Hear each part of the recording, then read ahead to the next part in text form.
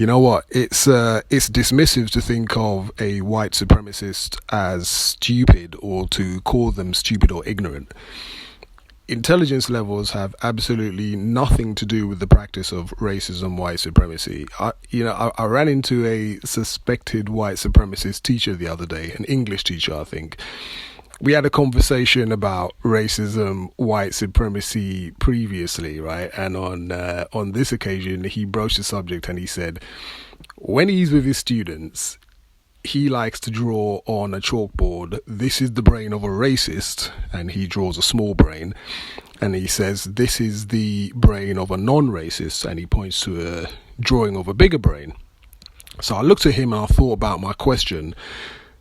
Nearly Full always suggests questions, all right? And so I reminded him of a conversation that we had previously when he agreed that if you are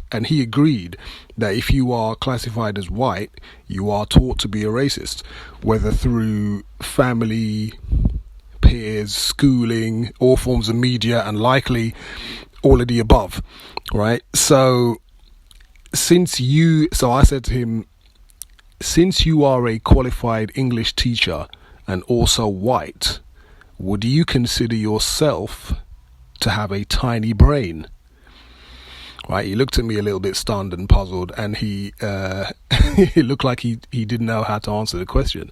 So I said, okay, how about white teachers that routinely suspend or expel black students, health professionals who are racist, judges who are racist, doctors, police officers or race soldiers, people who call police on black people simply because we're black, white people who are carrying out apartheid in South Africa, Caribbean, etc., all over the world?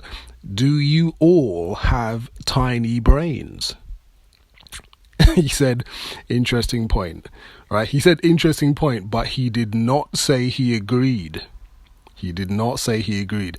So, right, so-called white liberals love to associate racism, white supremacy with so-called uneducated people, when we all know that universities churn out very intelligent racists on a daily basis.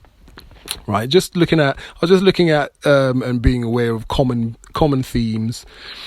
People that usually use inadequate terms like white privilege and unconscious bias when they are in fact describing racism, white supremacy, are usually the same types of people that also push the myth and association of intelligence and practicing racism, when we all know the two have nothing to do with each other, right?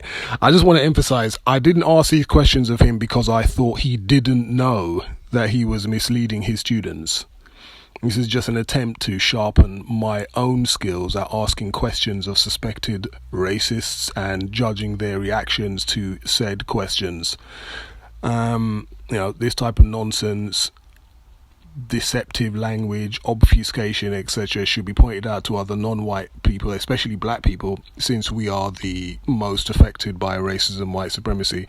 Anti-black racism is the most damaging result of racist man and racist woman.